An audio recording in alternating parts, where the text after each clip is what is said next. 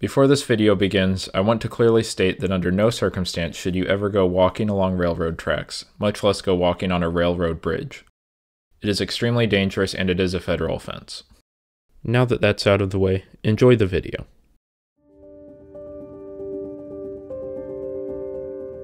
Located just east of Louisville, Kentucky, in the parklands of Floyd's Fork, sits an old, rusted railroad bridge.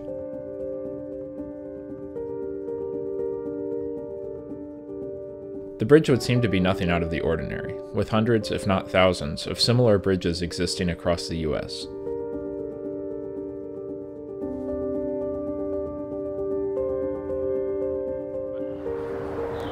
This one, however, has become the subject of one of the most well-known urban legends in the state of Kentucky. An urban legend that has claimed the lives of over a dozen people and has injured countless more.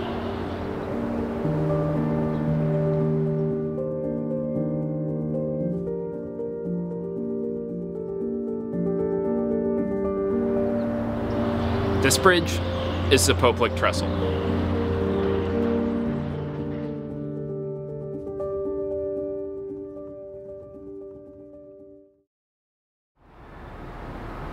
Built by the Louisville Southern Railroad, the Poplick Trestle stands 90 feet tall and is 772 feet long. It was part of the Louisville Southern's main line, which ran between Louisville and Harrodsburg. Construction of the line started in 1884 and was finished in 1888. It was owned and operated by the Louisville Southern Railroad for only 6 years, as in 1894, the railroad was incorporated into the Southern Railway. The trestle was then owned by the Southern Railway until 1982, when the Southern Railway merged with the Norfolk and Western Railway to create Norfolk Southern, who operates trains on the trestle to this day.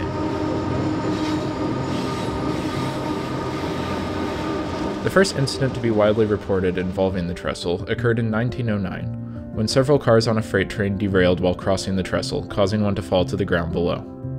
Other than this incident, there was little mention of the bridge in its early days. It wasn't until the 1950s that the bridge began getting more attention, and there began to be rumors of a creature living in the woods that surrounded the trestle. According to the legend of the Poplick Monster, the area around the trestle is haunted by a creature that is said to be half man, half goat. Some rumors say that the monster was part of a circus and escaped after the circus train derailed near the trestle. Others say that the monster is the reincarnation of a farmer who sacrificed goats in exchange for satanic powers. The monster is said to mimic voices, as well as use hypnosis, to lure his victims up onto the trestle. Some accounts of the legend say he then tricks his victims by making them hear the sounds of a train, causing them to jump off in an attempt to escape. Others say that he reveals himself to his victims once they are on the trestle, again causing them to jump out of fear. Finally, some say he lures his victims onto the trestle when a train is approaching, so that they will have no option but to either be hit by the train or jump to their death.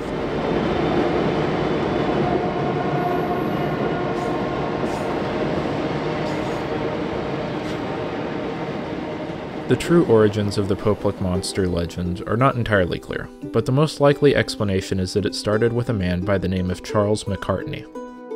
McCartney is most well known for being a religious figure in Georgia during the mid-1900s. In 1935, after experiencing a religious awakening, McCartney began to travel the United States, preaching a message of eternal damnation for sinners.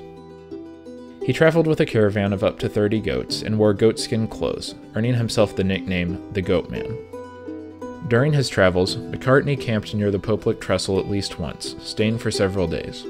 People from the surrounding areas would come to meet him, and by many accounts he was friendly and quick to share a sermon. The downside of visiting him was that he and his goats reportedly smelled quite bad. It is believed that in the years following his visit, parents would tell their children not to go near the trestle or the Goat Man would get them, in an attempt to scare their children from playing on the train tracks. Thus, the legend of the Goat Man was born. As stories of the Goat Man began to spread, more and more people were drawn to the woods surrounding the Poplick Trestle in search of him. People climbing up on the trestle itself also became a much more common occurrence as they tried to get the Goat Man to show himself. The trestle had initially been built with a narrow walkway alongside the tracks, intended for use only by railroad employees and for emergency situations. However, as more and more people began to climb on the trestle, the Southern Railway decided to remove the walkway, attempting to deter people from crossing the bridge. This became a controversial decision, with some people arguing that without the walkway, individuals on the bridge had no escape from oncoming trains, while others argued that the narrow platform didn't offer enough space to be safe from the train, and that the people shouldn't be up there in the first place.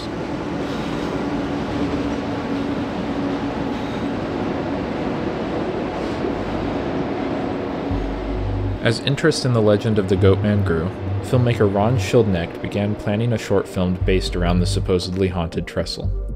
In 1986, filming began, with most scenes taking place in the area surrounding the trestle. Scenes depicting the characters on the trestle itself, however, were shot at a different, much safer location.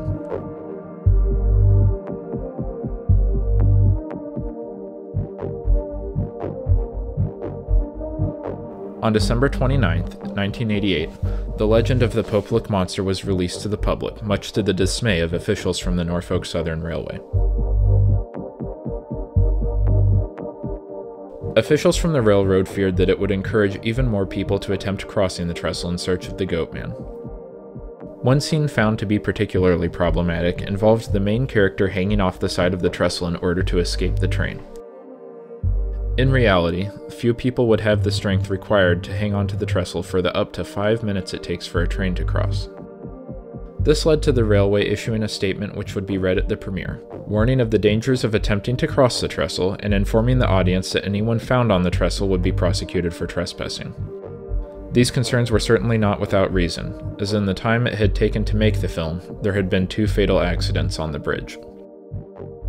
In 1986, David Wayne Bryant, age 19, had been seriously injured while jumping from the bridge to escape a train. He would pass away as a result of his injuries in May of 1987. Also in 1987, Jack Charles Baum II, age 17, was struck and killed by a train as he attempted to cross the trestle. There's a somewhat common misconception, especially among people that don't live in the area, that the Popeluk trestle is unused and abandoned. In reality, it carries one of Norfolk Southern's main lines out of Louisville.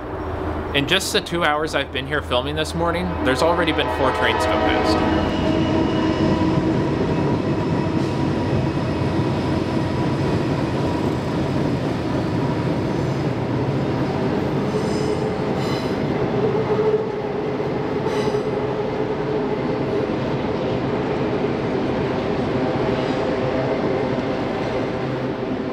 This misconception was the case for Roquel Bain and her boyfriend, David Nee.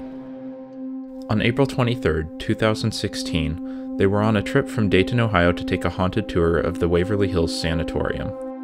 They would never make it to their tour. On their way to the sanatorium, the pair decided to take a detour and stop at the Popeluk trestle to search for the Goatman. During their search, they attempted to walk across the trestle, but before they could safely reach the other side, they were met with an approaching train.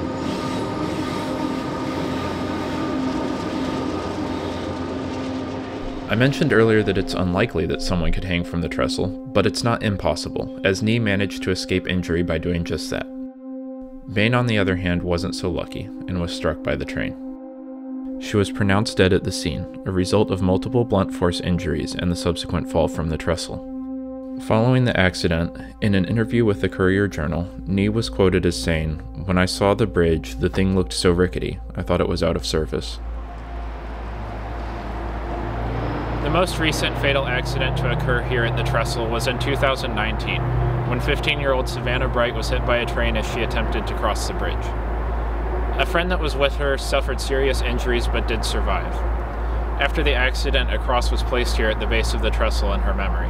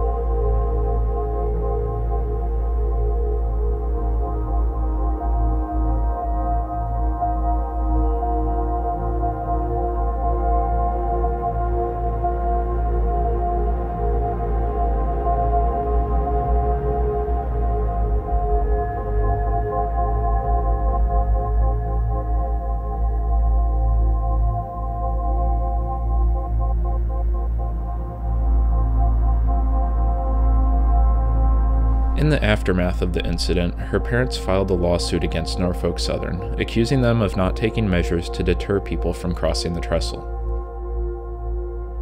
The lawsuit stated that Norfolk Southern should have known that the unsecured trestle was attractive to pedestrians. It also claimed that Norfolk Southern left dangerous access points open to the trestle and failed to warn people about trespassing. Now, I find the phrasing of these claims to be interesting to say the least. At each end of the trestle, there's a chain link fence, topped with barbed wire and covered in no trespassing signs as well as danger signs. The trestle also doesn't have a footpath, only the railroad tracks, and walking on the trestle would be considered trespassing on railroad property, which is a federal crime. None of these things are what I think of when I hear the phrase, attractive to pedestrians. The trestle is also about as secure as it can be without blocking the tracks off entirely. Even Jeffersontown Fire Chief Sean Dreisbach stated in an interview that there is no way to properly secure the trestle or keep people from trespassing. Another claim the lawsuit made was that the driver of the train failed to slow, brake, slacken speed, or stop the train to avoid the deadly collision. In reality, a loaded freight train can take over a mile to come to a complete stop, much longer than the 772-foot trestle. Due to the track curving into the forest at each end, train operators also don't get a clear view of the trestle right until they're about to cross it. The train operator likely did everything possible to slow the train, but the situation was beyond his control. During an interview with a local newspaper, Wayne Gentry, a retired engineer for Norfolk Southern, said that the amount of people climbing on the bridge caused several other engineers to stop running the route over the Poplick Trestle. Some took jobs in the yard because of the trauma they experienced, he said. You see it happening in front of you. There's absolutely nothing you can do. This is just a few of the incidents that have taken place here at the Poplick Trestle. I couldn't find an official list of all the casualties that have happened here, but during my research I found and read reports on well over a dozen. The amount of accidents that only resulted in injuries is also much higher. I will acknowledge here that Norfolk Southern has been absolutely abysmal when it comes to getting good press, and in many cases it's justified. However, this is one of the few situations where it's not their fault. The railroad has put fences around both ends of the trestle and has put up plenty of warning signs. It's not the fault of the train operators either, as the average train takes much longer than the length of the trestle to stop. And again, it's a federal crime to trespass on railroad property, so engineers shouldn't be having to worry about if someone's on the tracks at all.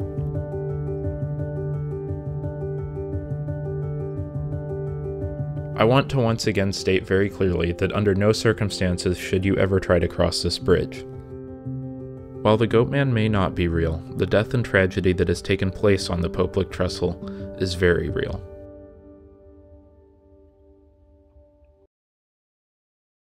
This video took a lot of work to make, so if you enjoyed it, please leave a like and consider subscribing. I'd greatly appreciate it. Also, if you want to read more about the Poplick Trestle and the Goatman, I'll have several of the articles I used while researching for this video linked in the description below. Thanks for watching.